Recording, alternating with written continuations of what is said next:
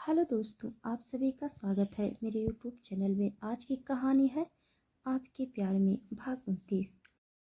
Chauhan mention. सरगम हैरानी से स्वर की तरफ देख रही थी। उसके चेहरे पर मुस्कुराहट थी और स्वर की बातों ने तो जैसे उसका दिल ही जीत लिया था। वहीं मीडिया वाले अब उनकी पिक्चर्स और भी ज़्यादा तेज़ी से लेने लगे थे, क्योंकि दोनों के चेहरे पर मुस्कुराहट थी और जिस तरह से दोनों एक दूसरे की तरफ देख रही थी और स्वर का चेहरा सरगम के चेहरे पर झुका हुआ था। वो पोज काफी ज्यादा रोमांटिक लग रहा था। स्वर अब मीडिया वालों की तरफ देखते हुए बोला, पूरी रात यूं ही पिक्चर्स लेने का इरादा है क्या? आज मेरी लिटिल हार्ट बीट का बर्थडे है, तो क्या आप हम लोगों को उसका केक काटने की इजाजत नहीं देंगे? उसकी बात सुनकर मीडिया वाले तुरंत पीछे की तरफ हटके। स्वर अब सरगम की तरफ देखते हुए बोला, चले। सरगम ने मुस्कुराते हुए अपना चेहरा हाँ में हिलाया और वहीं दूर खड़ी अनामिका गुस्से से लाल पीली हो रही थी। उसे दूर दूर तक ये अंदाजा नहीं था कि सरगम इस तरह से स्वर के साथ मीडिया वालों के सामने आ जाएगी और फिर स्वर उसे मीडिया वालों के सामने मिसेस सरगम चौहान कहकर ही इंट्रोड्यूस करवा देगा। वो गुस्से से कांप रही थी और कभी उसकी नज़र एक शख्स पर गई जो वहीं साइड में खड़ा था और उसकी गहरी नज़रें भी सरगम पर और स्वर पर थी। वो शख्स कोई और नहीं, अमन मेहरा था। अमन मेहरा जिसे सरगम बहुत अच्छी तरह से जानती थी और स्वर भी। स्वर के साथ उसका पर्सनल कुछ भी नहीं था, लेकिन स्वर को अमन और सरगम के बीच के रिश्ते के बारे में सब कुछ बहुत अच्छी तरह से पता था। सरगम मुस्कुराते हुए स्वर के साथ गार्डन के बीचों बीच आकर खड़ी हुई, जहाँ पर बहुत खूबसूरत से डेकोरेशन की गई थी।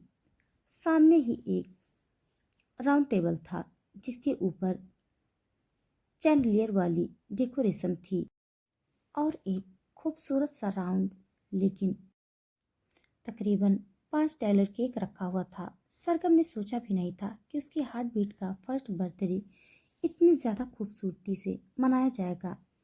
अभी कुछ दिन पहले की बात थी जब वो अपनी और धड़कन के लिए इतना स्ट्रगल कर रही थी। उसके लिए चीज़ों को मैनेज करना भी बहुत ज़्यादा मुश्किल हो रहा था। जब स्वर भी उसकी ज़िंदगी में आया तो एक तूफान आया था, लेकिन फिर अचानक से चीज़ें बदलने लगी और अब तो सब कुछ बदल चुका था। अंबिका, कृपा जी और अभिनव भी आकर उनके पीछे खड़े हुए और फिर बर्थडे सॉन्ग चलने लगा। सरगम ने धड़कन को अपने हाथों में पकड़ा हुआ था और धड़कन के हाथ में स्वॉर्ड पकड़ाई जा रही थी, लेकिन वो स्वॉर्ड बहुत बड़ी थी, तो सरगम ने उसके हाथ के पीछे अपना हाथ लगाया और फिर स्वर का हाथ सरगम के हाथ के पीछे था। उन्होंने मिलकर धड़कन का बर्थडे केक काटा और फिर सब लोग उन्हें देखकर क्लैपिंग करने लगे। धड़कन अपना मुंह चलाई जा रही थी।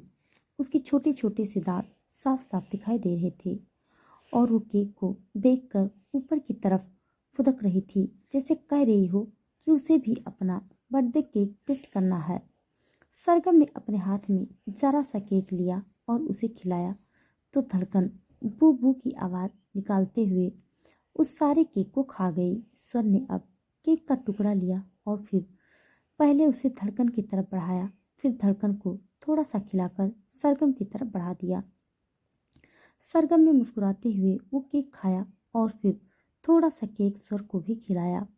उनके हैप्पी हैप्पी मोमेंट्स देखकर कृपया जी ने तुरंत नोटों का एक बंडल अपने हाथ में लिया और फिर उनके पास आकर उन तीनों के सिर के ऊपर से घुमाने लगी।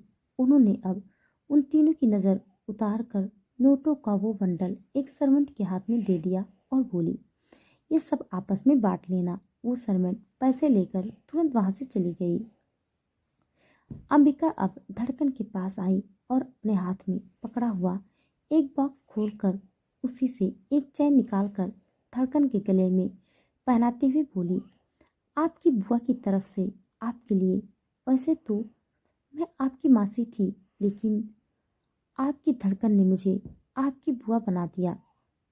सरगम तुरंत बोली, मैंने नहीं, तुम्हारे भाई ने बनाया है। मुझे तो वो निकम्मा इंसान अभी भी कुछ खास पसंद नहीं। तभी स्वर उसके करीब हुआ और बोला, कुछ बोल रही हो क्या तुम? सरगम बिल्कुल शांत हो गई। अंबिका उसके एक्सप्रेशन देखकर हंसने लगी और स्वर की तरफ देखते हुए बोली, भाभी आपको निकम्मा इंसान कह रही थी भाई। उसके मुंह से अपने लिए भाभी सुनकर सरगम का चेहरा एक बार फिर से लाल होने लगा, लेकिन उसे स्वर से डर भी लग रहा था।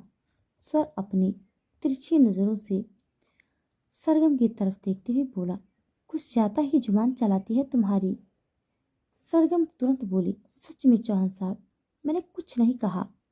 ये अंबिका जानबूझकर मुझसे पंगे ले रही है। आपकी और मेरी लड़ाई करवाना चाहती है ये बोलते हुए वो अंबिका को घूर रही थी और अंबिका उसकी हरकत पर और भी ज्यादा हंस रही थी। अनामिका दूर खड़ी ये सब कुछ देख रही थी। वो भी अब वहां पर आई और स्वर की तरफ देखते हुए बोली, कांग्रेचुलेसन मिस्टर चौहान, धड़कन के फर्स्ट बर्थडे पर आपको कांग्रेचुलेशन। सर हल्का सा मुस्कुराते बोला, थैंक यू सो मच। अचानक से ही सरगम बोली, मुझे लगता है अब हमें नैनी की जरूरत नहीं है चौहान साहब। मैं धड़कन को बहुत अच्छी तरह से संभाल सकती हूँ। तो एक काम करते हैं ना, हम अनामिका को आज ही फ्री कर देते हैं। सर उसकी बात सुनकर कुछ कहता उससे पहले ही अनामिका भी बोली, मैं भी यही सोच रही थी मिस सरगम, अब तो मिस्टर चौहान आपसे शादी करने वाले हैं, तो आपको मेरी तो कोई ज़रूरत ही नहीं होगी। मुझे नहीं लगता मुझे कल से अपनी ड्यूटी करने की ज़रूरत है। सरगम मुस्कुराते बोली, काफ़ी समझदार हो तुम। अनामिका भी मुस्कुराई और बोली, बहुत समझदार। सर अनामिका के एक्सप्रेशन नोटिस कर रहा था। सर भी हल्का सा हंसकर बोला, कल की बातें कल पर छोड़ते हैं, पहले आज की रात को अच्छे से एंजॉय कर लें। उसकी बात सुनकर अनामिका भी मुस्कुराई।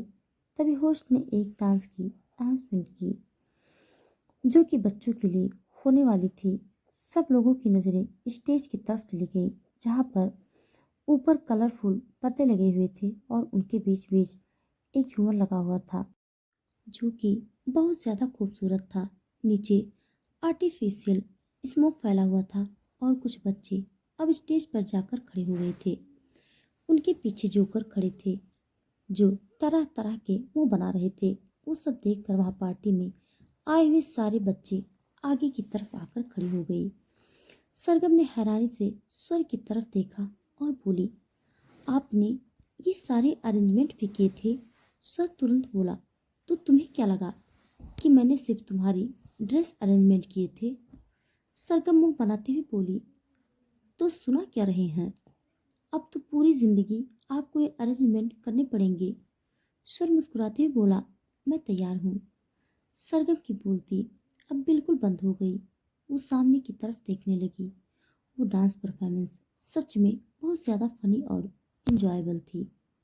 लेकिन तभी अचानक से सरगम की नज़र उस साइड में खड़े हुए एक शख्स पर गई। उस शख्स को देखते हुए उसकी सांसों ने थोड़ा गहरा होना शुरू कर दिया। उसने अब एक नज़र वापस स्वर की तरफ देखा, जो वो डांस देखने में बिजी था। सरगम के चेहरे पर अजीब से एक्सप्रेशन थे और तभी वो शख्स, जो कोई नहीं अमन मेहरा ही था, उसने सरगम को साइड में आने का इशारा किया तो सरगम की परेशानी और भी ज्यादा बढ़ गई। लेकिन एक नज़र स्वर को देखकर वो पीछे की तरफ हट गई और उस तरफ आई जहाँ पर अमन गया था। लेकिन अब जैसे अमन उसकी आंखों में ओझल हो गया, उसे वो कहीं नजर नहीं आ रहा था। और तभी अमन ने पीछे से उसकी कमर पर अपना हाथ रखा और उसे अपनी तरफ खींचकर उसकी गर्दन पर अपनी गहरी सांसों को छोड़ते हुए बोला, क्या बात, तुम तो बहुत बदल गई। पहले तो सिंपल से सूट पहना करती थी। मैं कहता भी था तो वेस्टर्न ड्रेस पहनने से मना कर देती थी और अब हाफ शोल्डर गाउन, ये मेकअप, हाई हील्स, ये सब कुछ शौक कर रही हो तुम। अभी वो बोल ही रहा था कि सरगम तुरंत उसकी तरफ घूम गई और गुस्से से बोली, आइंदा मुझे मेरी इजाज़त के बिना हाथ भी मत लगाना। तुम जानते हो ना, मुझे तुम्हारा खुद छूना बिल्कुल भी पसंद नहीं। अमन तिरछा मुस्कुराते ही बोला, अच्छा, और वो सर चौहान, उसका खुद को छूना पसंद है? उसके आगे पीछे जो सारा दिन घूमती हो वो पसंद है तुम्हें? जब मैं तुम्हारे साथ रिलेशनशिप में था तो मुझे तो खुद के करीब भी नहीं आने देती थी। मैं लेट नाइट पार्टी का बोलता था तो बोलती थी कि मैं ऐसी वैसी लड़की नहीं हूँ, और अब बिना शादी के उस सर चौहान के साथ रह रही हो, उसके बच्चे की माँ भी बन गई हो बिना शादी के। कुछ ज़्यादा ही तरक्की नहीं कर ली तुम दोनों ने? उसकी बातें सुनते हुए सरगम को समझ आ चुका था कि वो उसे गलत समझ रहा है, लेकिन उसने उसका शक दूर करना जरूरी नहीं समझा और बोली, लेकिन इन सब बातों से आपको क्या प्रॉब्लम है? जो कुछ भी है मेरे और चौहान साहब के बीच है। आपको इन सब से कोई मतलब नहीं होना चाहिए। मैं आपके साथ रिलेशनशिप में ज़रूर थी, लेकिन वो एक टेम्परेरी रिलेशनशिप था जिसमें हम दोनों एक रिश्ते में बंधे नहीं हुए थे। मैं आपकी गर्लफ्रेंड थी। आपने मुझसे शादी तो नहीं की थी जो मैं अब किसी और के साथ अपनी ज़िंदगी की शुरुआत नहीं कर सकती। उसकी बात सुनकर अमन ने उसके गालों को कसकर अपनी उंगलियों में जकड़ लिया और गुस्से से दांत पीसते हुए बोला, कुछ ज्यादा ही बकवास नहीं करने लगी हो तुम? उस सर चौहान की वजह से कुछ ज्यादा ही पंख नहीं लग गए हैं तुम्हें? उसकी बातें सुनते हुए सरगम को गुस्सा आ रहा था। वो उतनी ही ज्यादा उसे अब अमन से नफरत हो रही थी। एक वक्त था जब उसने सच में अमन से प्यार किया था, लेकिन अमन की असलियत उसे तब पता चली जब उसने अमन की बातों को सुना जो वो अपने दोस्तों के साथ कर रहा था। कुछ महीनों पहले अमन सरगम को लेकर एक पार्टी में आया था। सरगम उस पार्टी में आना नहीं चाहती थी क्योंकि उसे इस तरह की पार्टी में जाना पसंद नहीं था। वो पार्टी काफ़ी ज़्यादा हाई प्रोफाइल थी, लेकिन अमन के कहने पर वो उसके साथ उस पार्टी में आई और तब जाकर उसे अमन और उसके दोस्तों की बातें सुनाई दी। अमन के दोस्त उसे पूछ रहे थे कि उसने ऐसी लोअर मिडिल क्लास लड़की को अपनी गर्लफ्रेंड क्यों बनाया। तो अमन का जवाब था कि अरे, जब लड़कियां बेड पर होती हैं तो मिडिल क्लास और हाई क्लास की नहीं होती। वो सिर्फ लड़कियां होती हैं जिनमें हमें सेटिस्फेक्शन चाहिए होती है, और मुझे सरगम से सिर्फ और सिर्फ सेटिस्फेक्शन चाहिए। जो लड़की दिखने में इतनी खूबसूरत है, सोचो जब वो बेड पर परफॉर्म करेगी तो और कितनी ज़्यादा खूबसूरत लगेगी। उसकी बात सुनकर उसके दोस्त हंसने लगे थे। तभी एक दोस्त बोला, अगर ऐसा है तो ज़रा हमें भी मौका दे देना उस खूबसूरती का दर्शन करने का। अमन हंसते हुए बोला, डोंट वरी, जब भी उसके साथ रूम में जाऊंगा तो वीडियो बनाऊंगा। वैसे भी मेरा पूरा लैपटॉप भरा हुआ है ऐसे वीडियो के साथ। मुझे अच्छा लगता है अपने वो मोमेंट्स कैप्चर करना, और इस बार तो मैं तुम्हें भी वो सारे मोमेंट्स दिखाऊंगा। लेकिन अगर तुम लोगों में से किसी को सरगम चाहिए तो उसके पहले मैं उसे अच्छे से एंजॉय कर लूँ।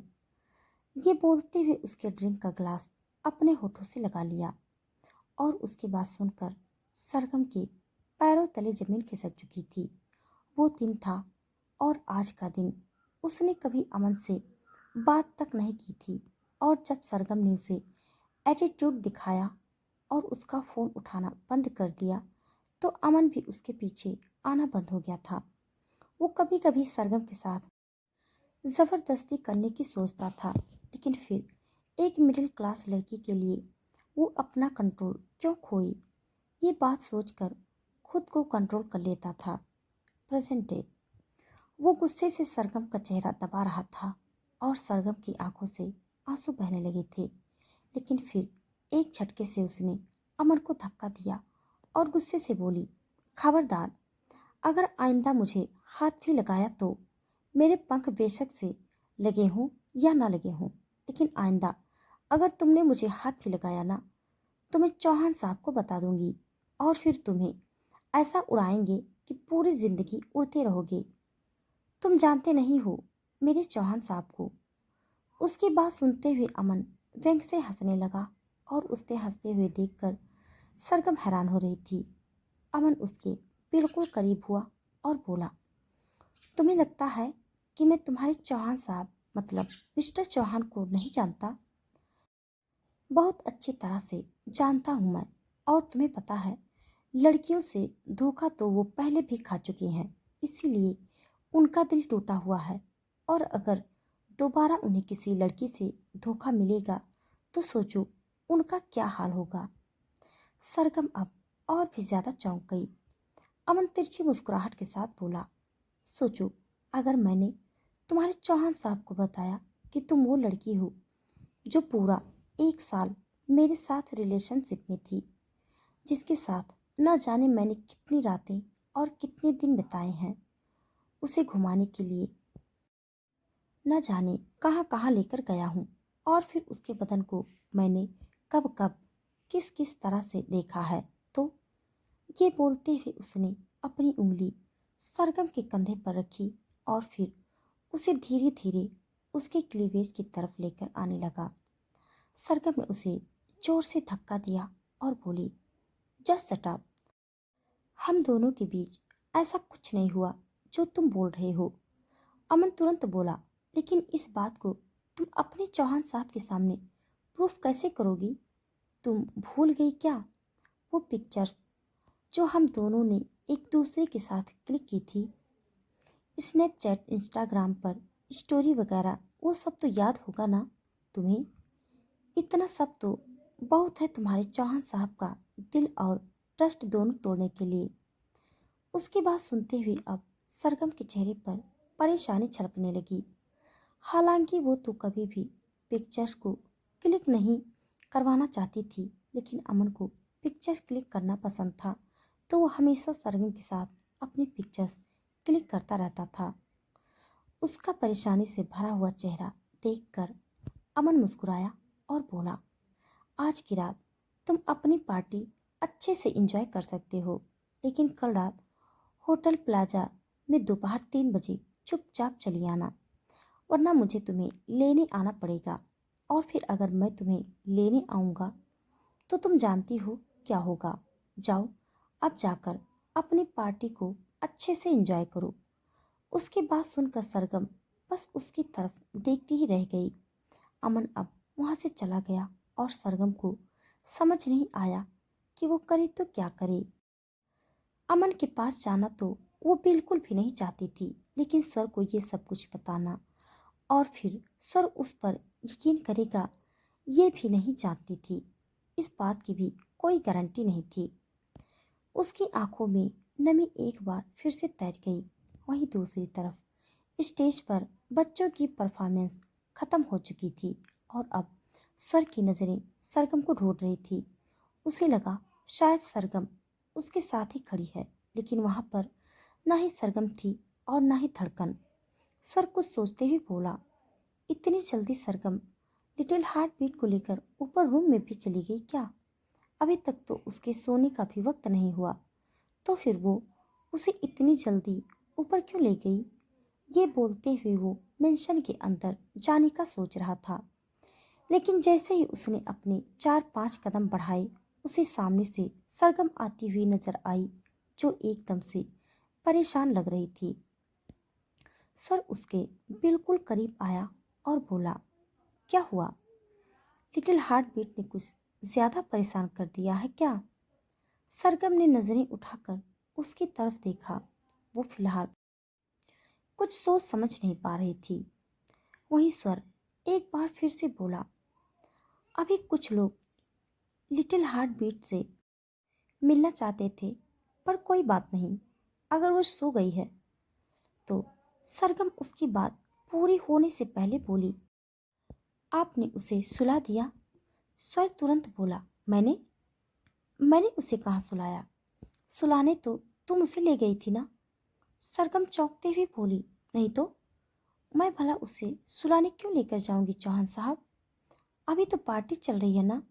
मुझे पता है लोगों को उसे मिलना होगा, उसे गिफ्ट देने होंगे, बर्थडे विश करना होगा। मैं तो भला उसे सुलाने क्यों लेकर जाऊंगी?